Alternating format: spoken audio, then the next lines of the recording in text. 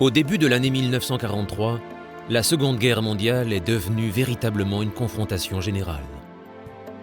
De plus en plus de nations sont impliquées dans le conflit, qu'elles se soient alignées aux côtés des Alliés ou des puissances de l'Axe, ou qu'elles se soient retrouvées sans défense sous une occupation militaire.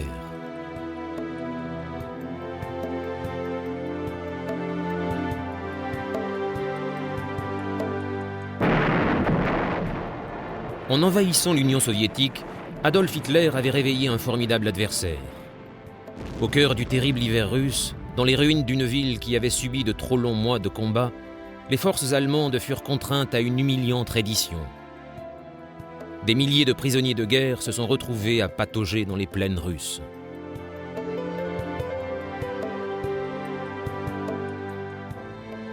La chute de Stalingrad fut un des moments clés de la guerre, car l'armée rouge put alors commencer à repousser les occupants allemands et à reconquérir leur pays.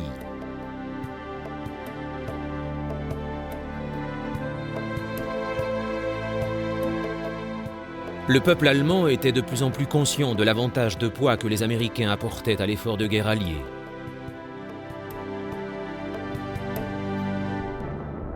Les bombardiers de l'aviation américaine avaient rejoint ceux de la RAF pour des raids d'envergure contre les ports, les centres industriels et les grandes villes, délivrant ainsi un véritable message de leur détermination à Hitler et ses généraux, tout en sapant la confiance du peuple allemand à l'égard de son Führer.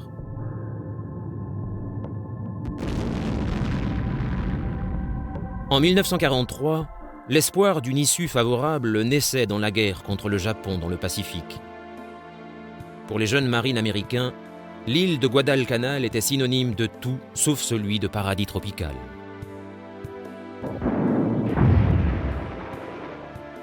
La réalité était tout autre.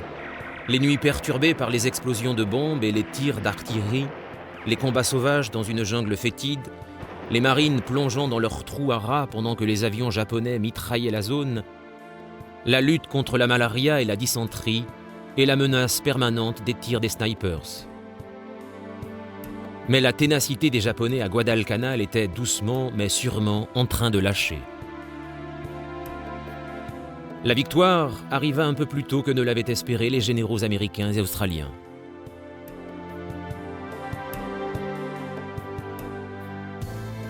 À travers toute l'Asie, les militaires nippons tenaient sous leur coupe de nombreuses nations, démentant ainsi les promesses du Japon de les conduire vers un futur brillant.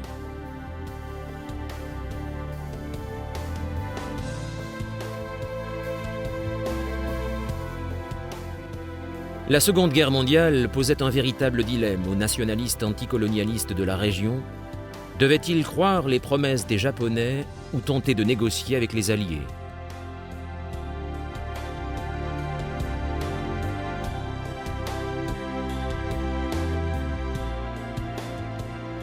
Le traitement souvent barbare des populations locales par leurs nouveaux maîtres japonais les aida à opter pour le colonialisme, définitivement le moins grave de leurs problèmes d'alors.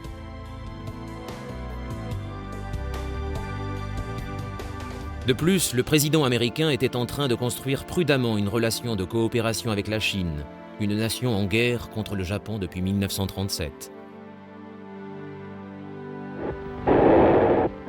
Les Chinois étaient nettement du côté des Alliés, en dépit de leur réserve à collaborer avec l'Occident.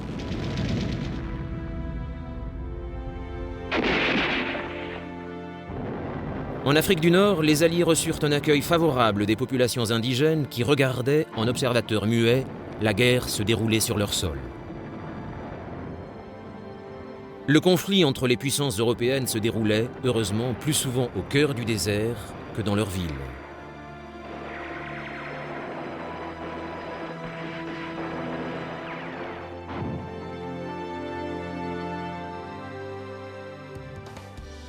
Pour les Alliés, le succès dans le sable et les collines arides d'Afrique du Nord laissait entrevoir l'espoir de la fin du national-socialisme d'Hitler et de son idéologie obsessionnelle de pureté raciale.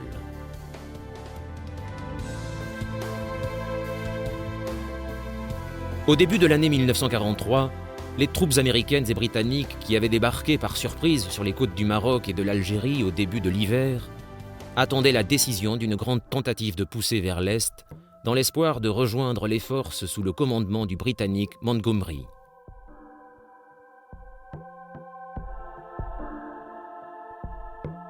La 8e armée de Montgomery avançait le long de la côte méditerranéenne depuis la direction opposée, en marchant sur les talons de l'armée allemande en retraite conduite par Rommel, surnommé le renard du désert. La victoire arrachée par Montgomery sur les forces de Rommel au cours de la bataille d'El Alamein, en plein désert de Libye, avait largement remonté le moral des Britanniques. La percée alliée à El Alamein avait forcé Hitler à donner une plus grande importance stratégique aux opérations en Afrique du Nord. Avec son allié italien Benito Mussolini, il envoya encore plus d'hommes et de matériel dans la région par air et par mer en provenance de la Sicile. Les succès alliés en Afrique du Nord avaient également obligé Hitler à envahir le sud-est de la France, auparavant zone libre, administrée par le gouvernement pétainiste basé à Vichy.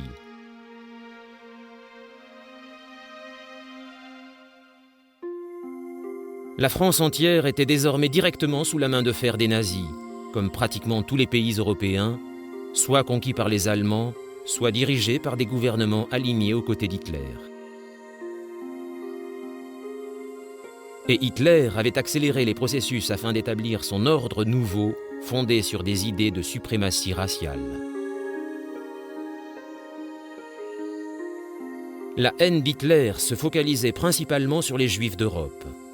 Lors des mois précédents, 5 camps de la mort situés en Pologne, occupés par les nazis, avaient commencé à mettre en œuvre le terrible programme d'élimination. Aux États-Unis, l'opinion publique restait unie derrière le président Roosevelt, le soutenant dans la guerre contre l'Allemagne et les puissances de l'Axe, y compris bien sûr le Japon. La dévastatrice attaque japonaise contre Pearl Harbor en décembre 1941 ne pouvait être oubliée, encore moins pardonnée.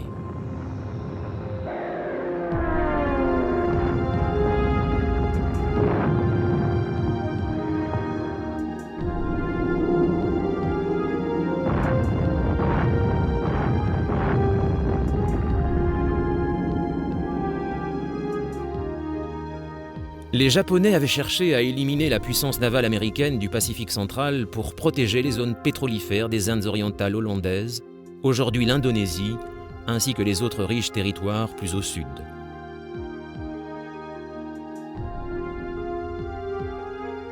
Le Japon s'était aligné sur la conduite des nazis dans leur quête de suprématie en Europe, car le gouvernement japonais considérait qu'ils étaient la seule nation disposant de la puissance industrielle et militaire suffisante pour mettre un terme à la domination occidentale en Asie. En janvier 1943, le Japon avait déjà pris le contrôle des Philippines en dépit des forces de défense locales épaulées par les Américains. Les Japonais s'étaient aussi emparés de Hong Kong, de la Malaisie et de Singapour, alors aux mains des Britanniques et de l'Indonésie hollandaise. En Birmanie, aux frontières de l'Inde, où les mouvements indépendantistes commençaient à se faire entendre, les forces japonaises entrèrent sans rencontrer d'opposition sérieuse. Mais depuis quelques mois, les troupes américaines et australiennes combattaient âprement les Japonais sur terre et sur les mers dans les îles Salomon, au nord de la Papouasie-Nouvelle-Guinée.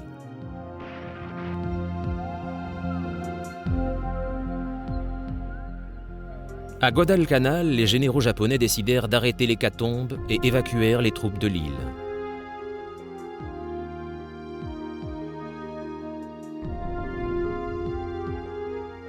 L'empereur Hirohito donna son approbation formelle pour cette retraite et les Alliés eurent enfin l'espoir que l'enchaînement des victoires japonaises en Asie arrivait à son terme.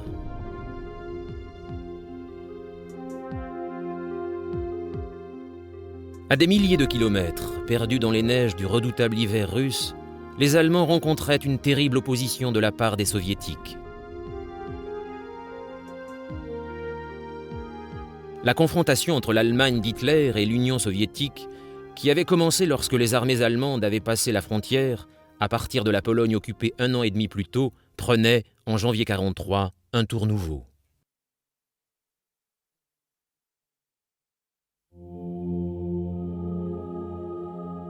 Hitler avait imaginé que le régime établi par Joseph Staline allait s'effondrer de l'intérieur. Mais le front de l'Est allait s'avérer terriblement coûteux pour le Troisième Reich, en vie humaine et en matériel. C'était le prix à payer pour découvrir à quel point l'armée rouge était déterminée à résister. Maintenant, un deuxième hiver russe sapait le moral des soldats allemands, gelés et épuisés, et dont certains se trouvaient encore dans la ville de Stalingrad sur les bords de la Volga. Stalingrad, aujourd'hui Volgograd, se trouve à environ 1000 km au sud de Moscou, mais son emplacement lui permet de contrôler l'approvisionnement vers le nord de l'Union soviétique. Les usines de sa zone industrielle avaient continué à produire des tracteurs et de l'armement en dépit de la guerre et de l'invasion. Au-delà de la ville se trouvaient les puits de pétrole du Caucase que les soviétiques considéraient comme une partie vitale de leur empire.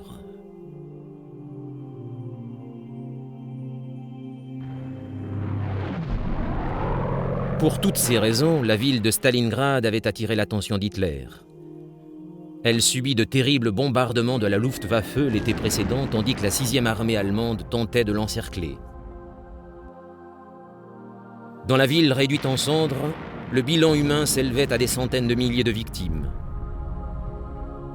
Les Russes, tant civils que militaires, avaient payé le plus lourd tribut.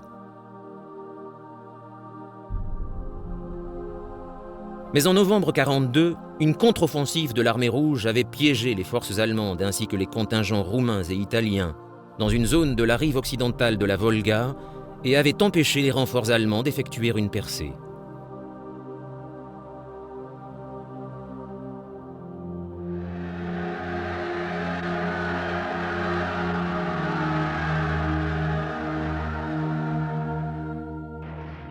Les provisions s'épuisèrent en un rien de temps, tandis que le typhus se répandait à grande vitesse parmi les troupes allemandes et les autres contingents qui combattaient à leur côté. 9 jours après le début de la nouvelle année, en plein cœur de l'hiver, un capitaine russe apparut près des lignes allemandes avec un drapeau blanc. Il venait offrir au général Paulus, commandant la 6e armée allemande, l'opportunité de faire une reddition honorable.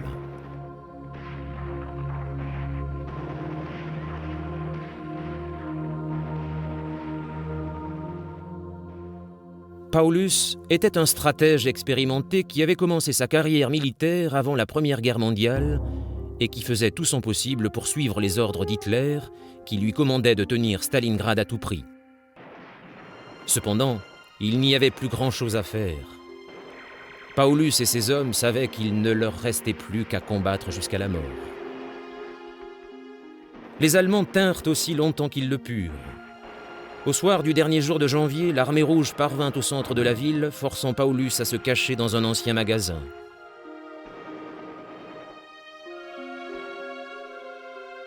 Les Russes le capturèrent dans la cave de l'immeuble, tout habillé sur son lit de camp.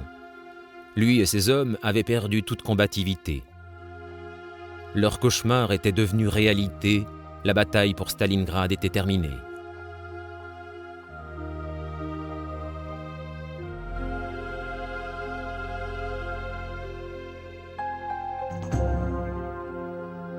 Ailleurs, d'autres signes de très mauvais augure pour les envahisseurs allemands apparurent. Le 18 janvier, le blocus qu'ils avaient établi autour de la deuxième plus importante ville russe, Leningrad, aujourd'hui Saint-Pétersbourg, avait été brisé. Les Russes avaient réussi à tracer un étroit couloir par lequel ils faisaient passer des approvisionnements pour la ville affamée et décimée par les maladies. Ils réussirent aussi à évacuer un grand nombre de civils.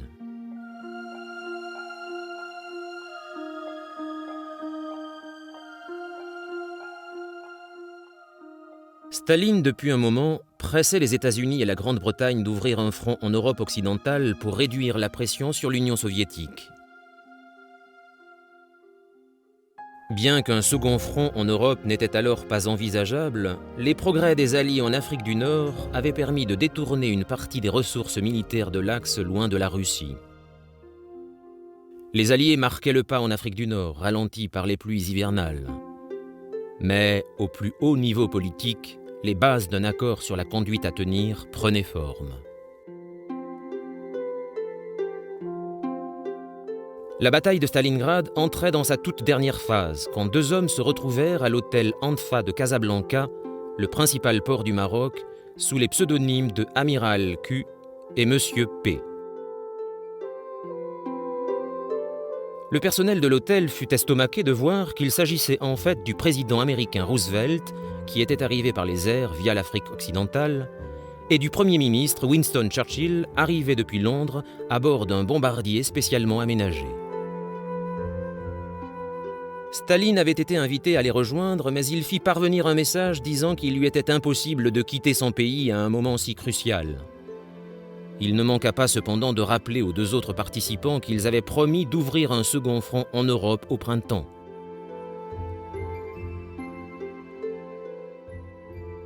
Le Maroc était un protectorat français dirigé auparavant par des représentants loyaux à la France de Vichy.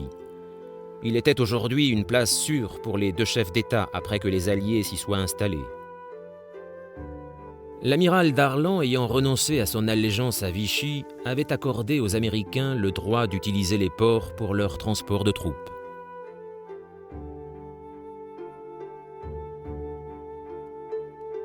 Lorsque Darlan fut assassiné par un dissident français quelques semaines plus tard, son poste d'administrateur d'Afrique du Nord fut occupé par un autre ancien vichiste, le général Henri Giraud.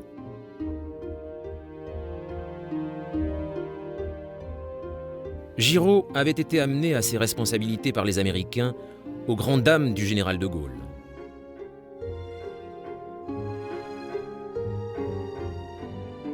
De Gaulle était un opposant au nazisme et au gouvernement de Vichy depuis le commencement.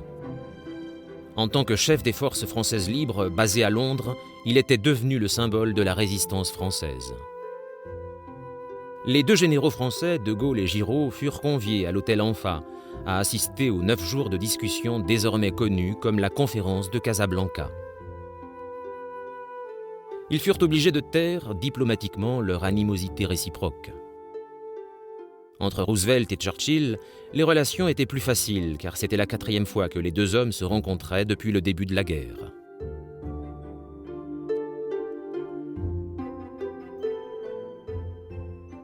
À l'issue de la conférence, Roosevelt déclara à la presse que lui et Churchill s'étaient mis d'accord sur le fait que la guerre durerait jusqu'à ce que les Alliés obtiennent une reddition sans condition de leurs ennemis.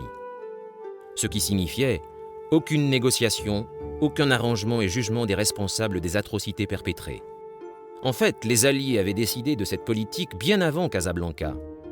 Le rapprochement avec les anciens responsables de Vichy, qui avaient auparavant collaboré avec les nazis, était sévèrement critiqué aux États-Unis et en Grande-Bretagne.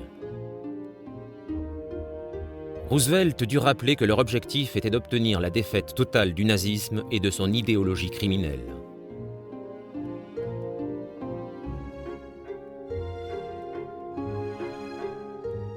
En signe d'estime envers Staline, Roosevelt déclara devant les nombreux reporters présents qu'il rendait hommage au rôle déterminant que la Russie jouait dans cette guerre. Cependant, la plupart des plus importantes décisions prises à Casablanca durent être cachées au public. La première de ces décisions était que le second front qui serait ouvert contre l'Allemagne le serait en Sicile ou en Sardaigne, et ensuite sur le sol italien plutôt que dans le nord-ouest de la France. Il fut aussi décidé que l'invasion de l'ouest de l'Europe par la Manche n'était pas envisageable en 1943. Il n'y avait pas encore assez de troupes américaines en Angleterre, pas assez de navires pour un débarquement aussi important en France. Cependant, la planification de ce débarquement programmé pour 1944 progressa et entra dans sa phase opérationnelle.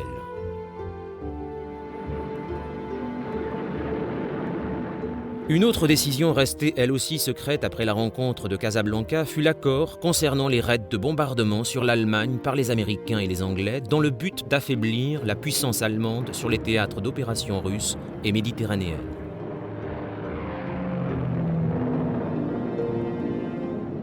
Ces bombardements devraient cibler les infrastructures militaires et industrielles allemandes et, selon les termes de l'accord, affaiblir le moral du peuple allemand et saper sa capacité à résister.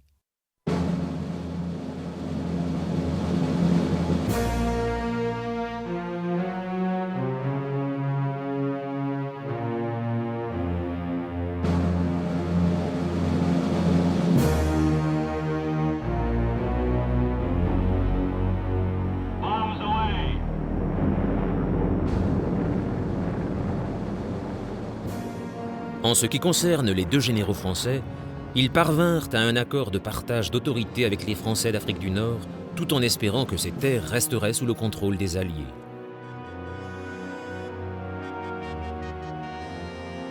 Car l'Afrique du Nord s'était avérée un théâtre d'opérations peu favorable aux Alliés, nouvellement débarqués. La route à travers la Tunisie pour faire la jonction avec les hommes de Montgomery était un véritable défi. Ils avaient franchi la frontière de la Tunisie quelques semaines plus tôt, mais avaient été stoppés par des unités allemandes ainsi que par des pluies hivernales rendant les pistes impraticables. Dans la capitale, Tunis, si proche de la Sicile, les Allemands et les Italiens avaient renforcé leur présence militaire, redéployant des avions de transport depuis le front de l'Est. Le commandement français à Tunis, resté loyal à Vichy, autorisait les Allemands à utiliser les aérodromes de Tunisie pour leurs ponts aériens. La marine italienne souffrait d'une pénurie de mazout et les Alliés, eux, manquaient de bateaux pour transporter leurs hommes à travers la Méditerranée. Des navires civils et des navires de croisière furent donc réquisitionnés. Après la bataille d'El Alamein, Rommel ne fut plus jamais en mesure de tenir un front solide face à Montgomery et ses troupes composées de Sud-Africains, d'Indiens, de Néo-Zélandais et d'autres encore, aux côtés des soldats britanniques. Aux premières lueurs du 23 janvier, un char britannique conduit par 7 hommes du régiment des Gordon Highlanders réussit à pénétrer dans les ruines désertes de la capitale libyenne, Tripoli, après avoir roulé sur une route déserte mais minée, où chaque pont avait été détruit par les troupes allemandes en retraite.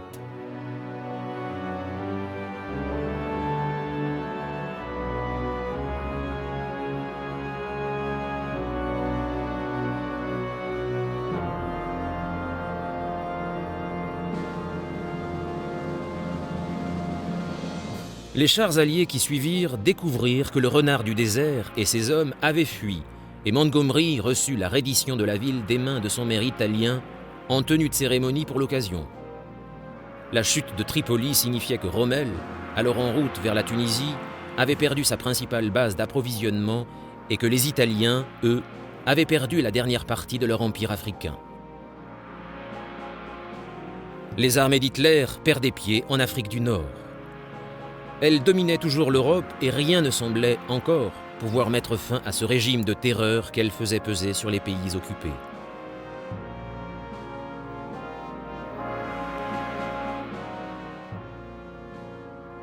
Au début 1943, 5 camps de la mort étaient en service en Pologne. À la différence des camps de concentration dans lesquels les nazis emprisonnaient leurs opposants politiques, religieux ou ceux qu'ils jugeaient socialement inadaptés, les camps de la mort étaient spécialement conçus pour une extermination industrielle. Les victimes de ces camps étaient des Polonais, des Hongrois, des prisonniers de guerre soviétiques et surtout les Juifs, acheminés de toute l'Europe.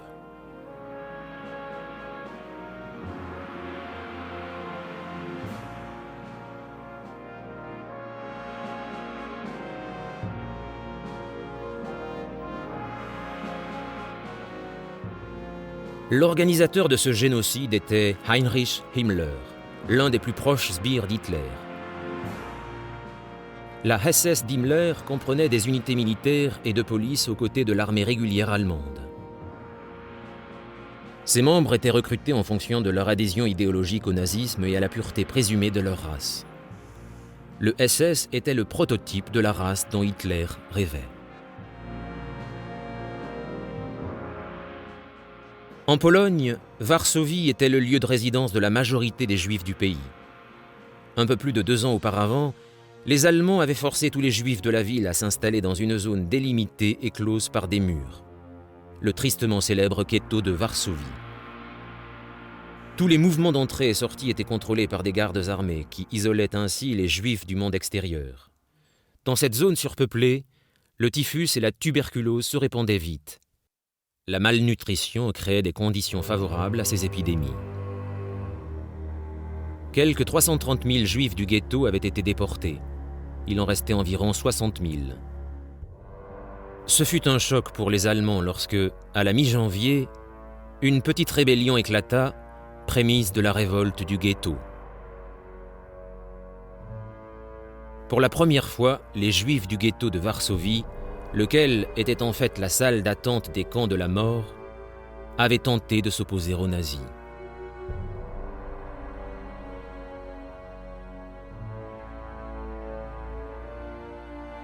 En Allemagne, le peuple commençait à perdre ses illusions concernant Hitler et son régime, particulièrement lorsque les avions américains et anglais bombardèrent des sites importants, dont Berlin.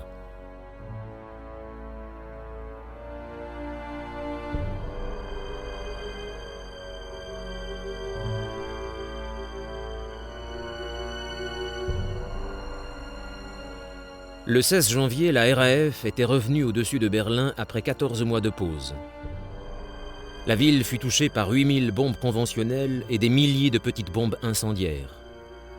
Cette attaque intensive se renouvellera la nuit suivante.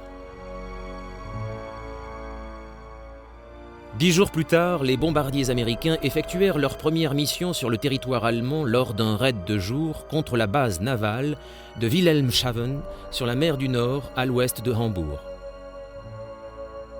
Puis ce fut le tour de Hambourg de se retrouver sous les bombes. Le samedi 30 janvier, la RAF marqua le 10e anniversaire de l'Allemagne nazie en effectuant 2 raids contre la région.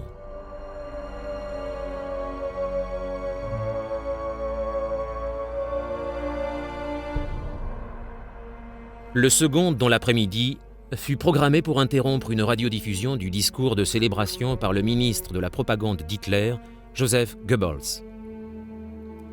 Quels que soient les doutes que puisse avoir le peuple allemand et quelles que soient les questions que se posaient les proches d'Hitler sur son état d'esprit, Goebbels était le plus loyal d'entre tous.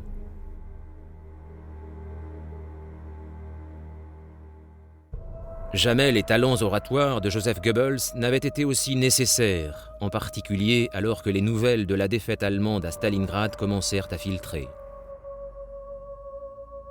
Stalingrad était la première grande défaite de l'Allemagne, et il serait difficile de dissimuler l'importance des pertes à un public allemand déjà très meurtri.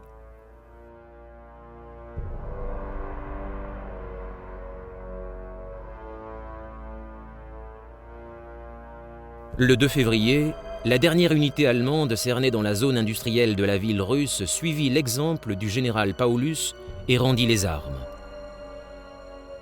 Le montant des pertes à Stalingrad est éloquent. Du côté allemand, au moins 120 000 hommes étaient morts et au moins 91 000 faits prisonniers, dont 24 généraux. Seulement 5 000 de ces prisonniers allaient un jour rentrer chez eux. Un quart périt dans les jours qui suivirent leur capture, affaiblis par la maladie, la malnutrition et l'absence de soins médicaux.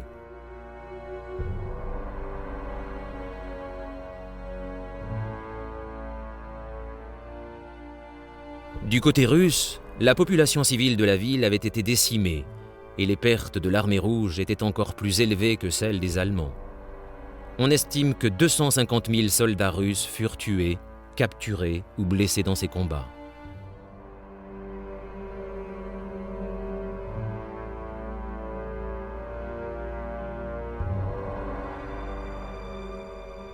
Dans ces quartiers généraux de campagne à Rastenburg, en Prusse orientale, Hitler réprimanda ses généraux.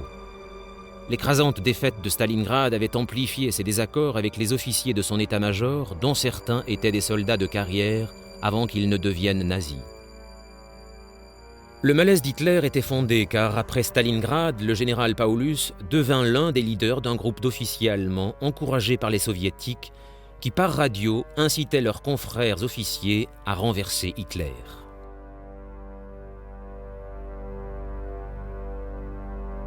À Berlin, Goebbels adressa un message de ralliement dans un impressionnant discours radiodiffusé dans toute l'Allemagne. L'auditoire, massé dans le stade, avait été sélectionné avec soin. Il hurla son approbation lorsque Goebbels exigea que la nation allemande redouble ses efforts contre ce qu'il décrivit comme la menace bolchevique venue de l'Est.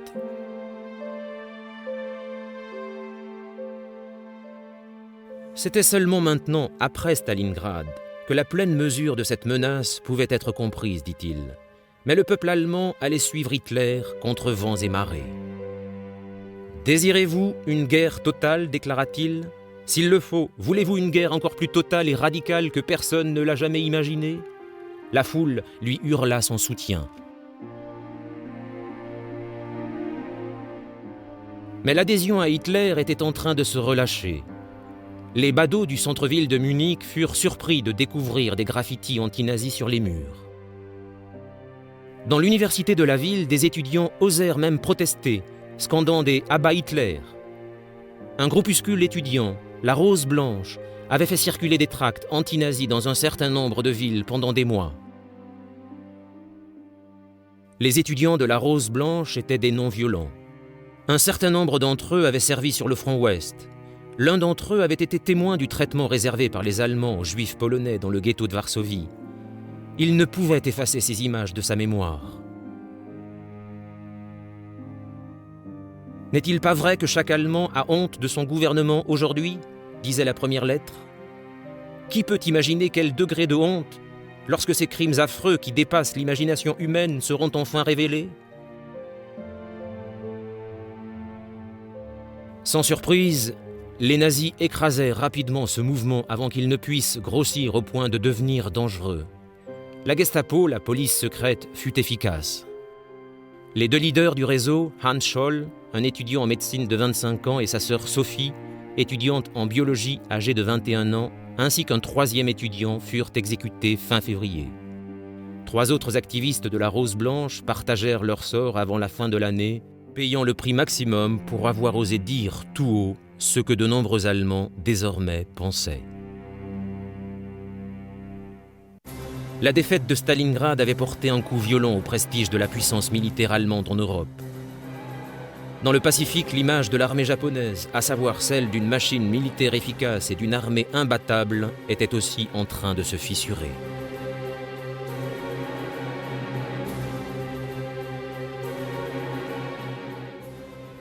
Les Alliés avaient choisi la chaîne des îles Salomon dans le Pacifique Sud comme point de départ de leur contre-attaque. Les Japonais occupaient plusieurs des plus grandes îles. Les Américains et les Australiens débarquèrent sur l'une d'elles, Guadalcanal. Un aérodrome y était alors en construction.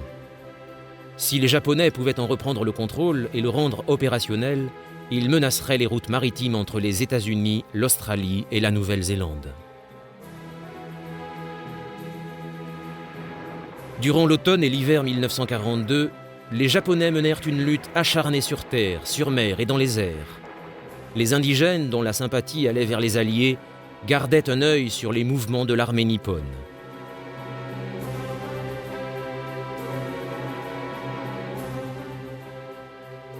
Début 1943, les troupes américaines avancèrent vers le nord de Guadalcanal. L'aérodrome était entre les mains américaines, mais ils avaient peur d'une nouvelle offensive japonaise.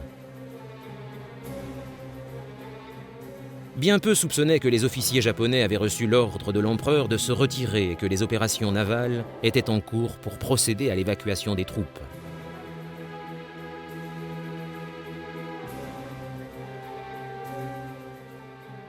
À la fin de la première semaine de février, plus de 10 000 soldats japonais avaient été évacués de l'île avant même que les Alliés ne réalisent que la bataille de Guadalcanal était terminée.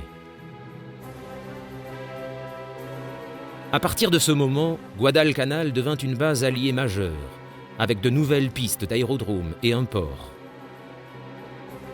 1700 soldats américains avaient été tués et 5000 blessés. Mais l'objectif suivant, la reconquête des Philippines, ne semblait plus une mission impossible. De plus, les chantiers navals américains travaillaient à plein régime, produisant plus de navires de guerre que les Japonais. Pour le Japon, la perte de 860 avions et 15 navires de guerre avec leurs équipages hautement entraînés était un problème majeur.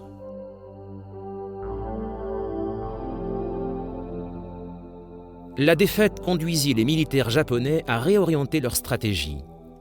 Ils décidèrent de se maintenir en Nouvelle-Guinée et de se mettre en position défensive le long du périmètre sud de la zone qu'ils contrôlaient. En dépit de leur revers à Guadalcanal, la détermination des Japonais de se comporter en leader du nazi enfin réveillé pouvait être un handicap à l'effort de guerre des Alliés. Et ceci était encore plus vrai en Inde, toujours considérée comme le joyau de la couronne de l'Empire britannique, dont les armées comptaient un grand nombre de recrues locales. Mais la marche vers l'indépendance de l'Inde avait déjà débuté. En 1943, le leader des nationalistes indiens, le Mahatma Gandhi, avait été emprisonné pour avoir déclaré que l'Inde devait obtenir l'indépendance immédiatement si elle devait soutenir l'effort de guerre allié. En conséquence, il y eut des arrestations nombreuses parmi les supporters de Gandhi. De plus, l'armée ouvrit le feu contre des manifestants non armés.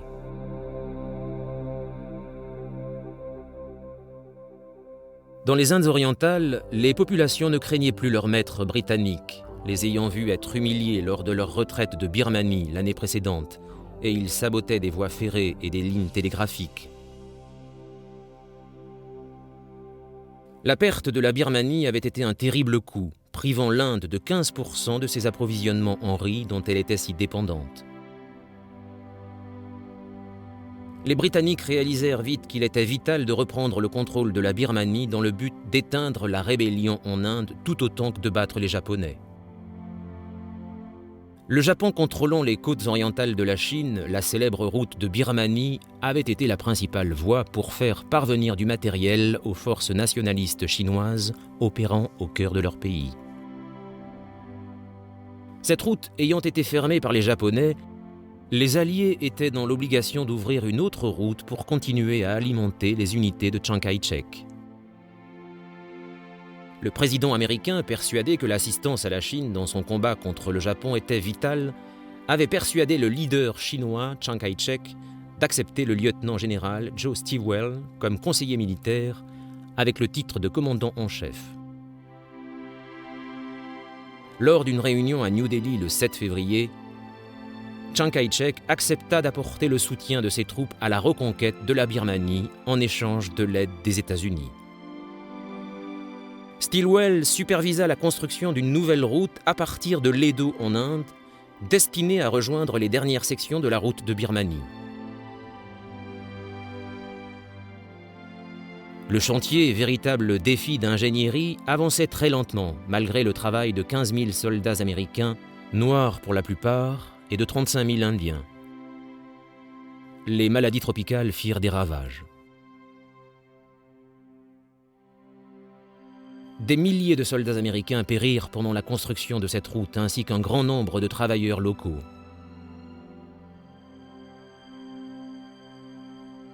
Les responsables de l'aviation américaine estimaient que cette route ne serait jamais aussi efficace que les missions de parachutage, dangereuses, parce que obligeant les pilotes à voler à travers les montagnes jusqu'en Chine. Le temps démontra qu'ils avaient raison.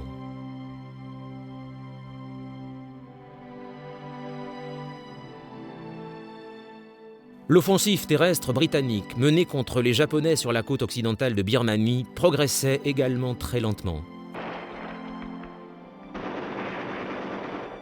Les Britanniques et les soldats indiens se heurtaient à leurs adversaires japonais, bien entraînés et très aguerris. Cette première campagne d'Arakan eut cependant une conséquence heureuse. Elle accéléra les recherches pour trouver un médicament efficace pour prévenir la malaria.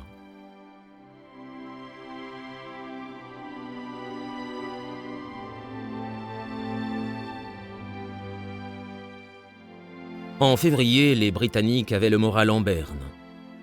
Un succès en Birmanie leur redonnerait courage et espoir.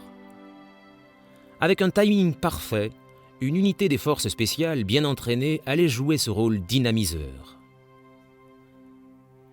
Il était prévu de les faire passer derrière les lignes japonaises en Birmanie afin de perturber leur logistique en détruisant les moyens de transport.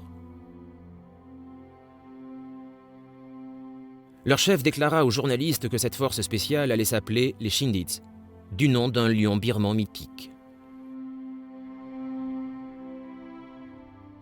Les 3000 Shindits passèrent la frontière et s'enfoncèrent en Birmanie, mais trouvèrent un terrain plus difficile que prévu.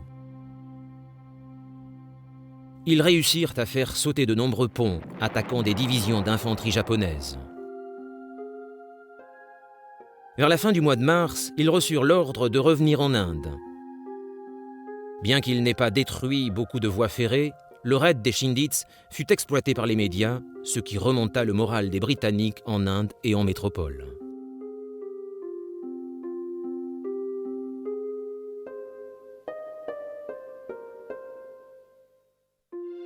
Obligatoirement, il était possible, grâce à une meilleure organisation, de contrecarrer les Japonais dans la jungle.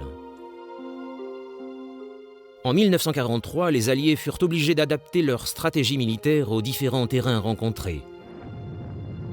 La jungle birmane exigeait des tactiques de guérilla, mais les larges horizons d'Afrique du Nord étaient propices à des stratégies militaires plus classiques.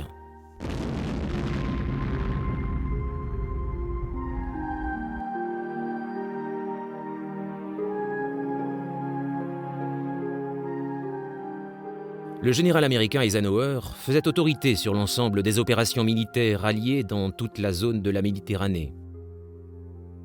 Le général britannique Montgomery recevait ses ordres de lui.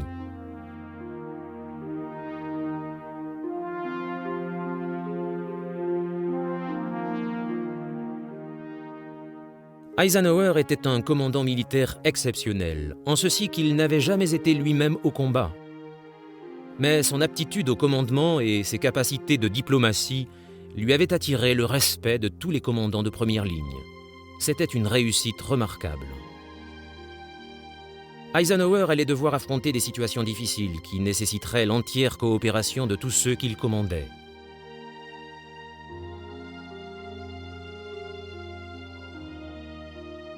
Le 12 février, la 7e division blindée alliée traversa la frontière de la Libye se dirigeant vers la Tunisie.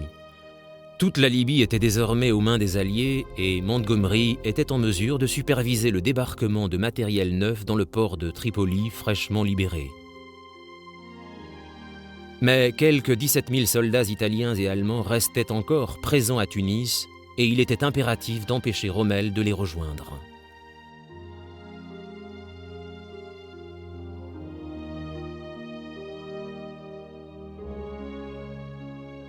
Mi-février, Rommel fonçait vers l'ouest à la rencontre des forces alliées qui avaient fait de la ville algérienne de Tébessa leur base logistique à proximité de la frontière avec la Tunisie.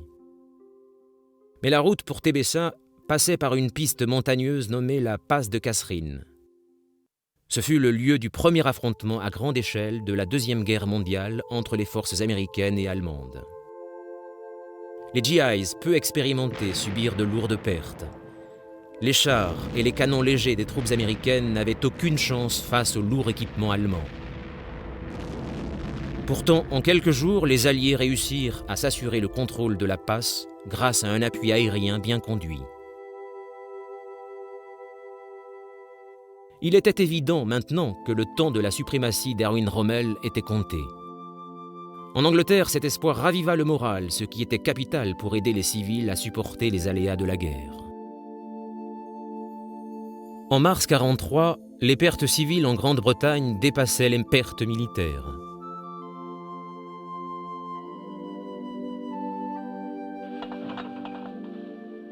Mais les nuits de terreur des bombardements de Londres et du Blitz appartenaient maintenant au passé.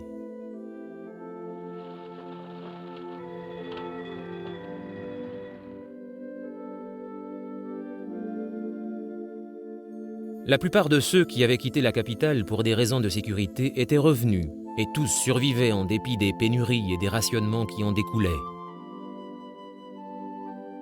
Les campagnes d'information avaient réussi à convaincre le public que le rationnement était tolérable à condition d'y mettre un peu d'humour. De plus en plus d'Anglais réalisèrent que le meilleur moyen pour se procurer de la nourriture fraîche était d'élever de la volaille et de cultiver quelques lopins de terre.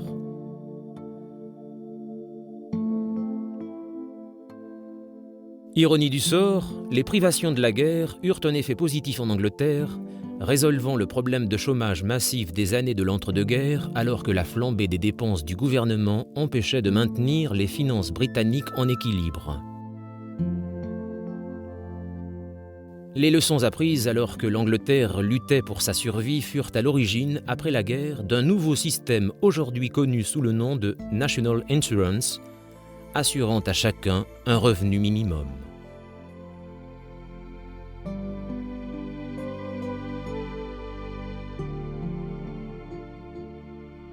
Un service de santé nationale fut créé, proposant des soins pour tous, sans distinction de conditions sociales.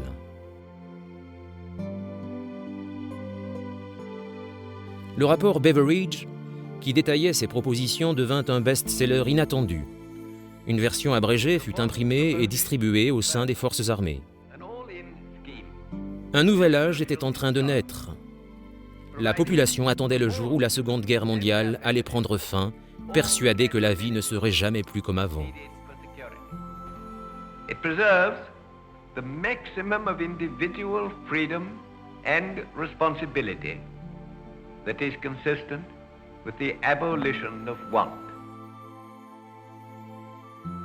Garder le moral à son plus haut niveau, à la fois au pays et sur le front, était d'une importance vitale.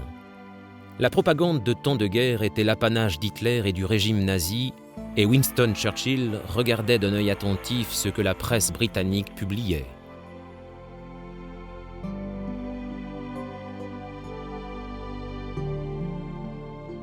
Une première illustration de cette vigilance eut lieu lors des événements du 2 mars.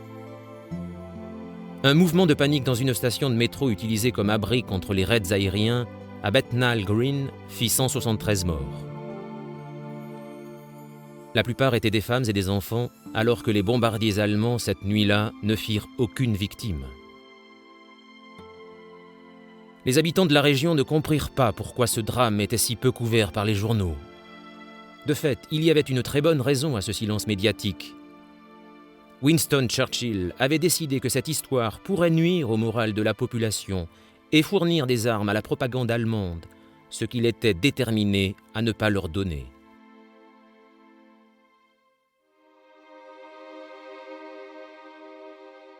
Au printemps 1943, des informations sur le traitement réservé aux Juifs européens dans les zones sous contrôle des nazis commencèrent à parvenir aux Alliés, les rendant encore plus déterminés à en finir avec Hitler, et rapidement.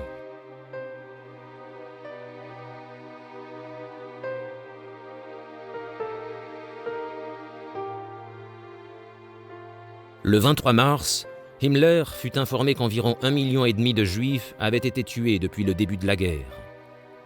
Par pure coïncidence, le même jour, l'archevêque de Canterbury se trouvait à la Chambre des Lords à Londres et plaidait pour que le gouvernement britannique vienne en aide aux Juifs d'Europe.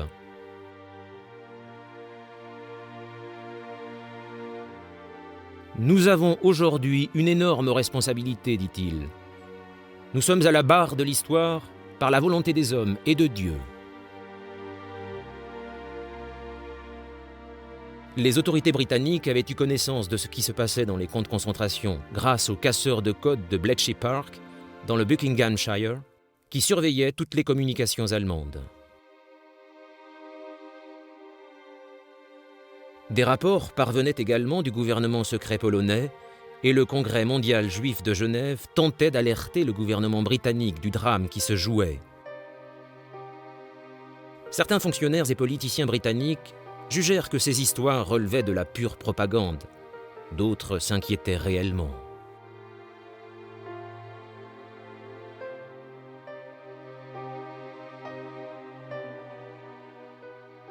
Winston Churchill croyait fermement que la meilleure façon d'aider ceux qui étaient traités de façon inhumaine dans les camps de concentration était de continuer à aller de l'avant avec l'obsession de battre l'Allemagne d'Hitler. Les nouvelles d'Afrique du Nord étaient très positives. En mars, Montgomery avait réussi à se mettre en position de force. Il avait 400 chars, alors que Rommel n'en avait plus que 160. Les Alliés avaient de plus la supériorité dans le ciel, ayant construit de nouveaux aérodromes, ce qui signifiait qu'ils ne dépendaient plus de leur base de Malte. Le temps était venu pour les Alliés d'envisager l'invasion de l'Italie. Un raid de bombardement contre la Sicile laissa Hitler sans aucun doute sur ce qui allait arriver.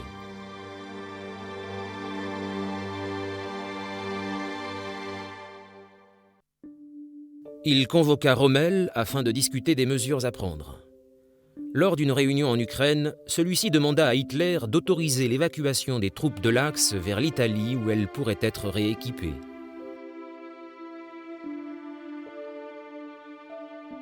Mais ni Hitler ni Mussolini n'étaient prêts à envisager une telle retraite, Rommel commençait à se lasser du faux optimisme des deux dictateurs qui ignoraient la réalité malgré les échecs subis. Dans le même temps, en Afrique du Nord, Montgomery avançait à grands pas vers la victoire en Tunisie. Avant le début de la guerre, les Français avaient construit une ligne de fortification, la ligne Mareth, dans le sud de la Tunisie. Après avoir perdu beaucoup de terrain en Afrique du Nord face aux Alliés et à la suite de l'opération Torche de l'automne 42, les puissances de l'Axe tentaient de tenir cette ligne grâce à des champs de mines, des fossés anti-chars, des barbelés et des positions d'artillerie soigneusement dissimulées, créant ainsi une position défensive efficace.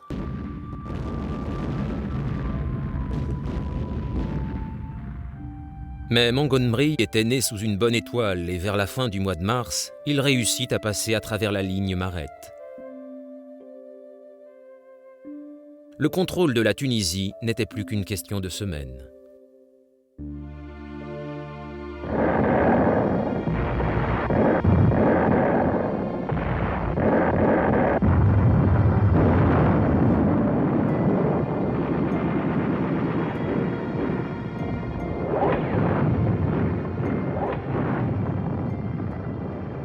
La victoire totale en Afrique du Nord était proche.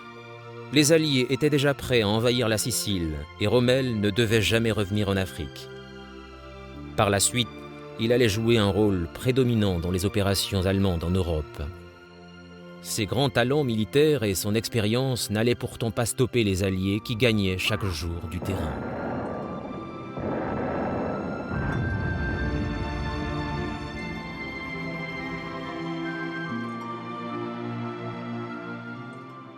Le sort de la guerre avait tourné. Même les plus opprimés des victimes d'Hitler commençaient à ressentir un peu d'espoir. En Pologne, en cachette des nazis, une révolte était en cours d'organisation dans le ghetto juif de Varsovie, signe de la résistance de l'esprit humain face à l'adversité.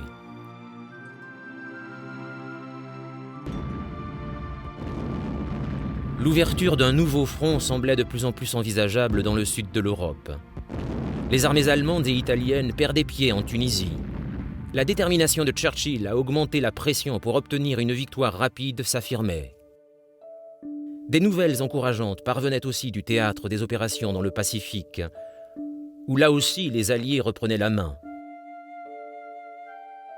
Les Japonais étaient maintenant forcés d'affronter l'idée que leur armée impériale n'était peut-être pas aussi invincible qu'ils l'avaient pensé.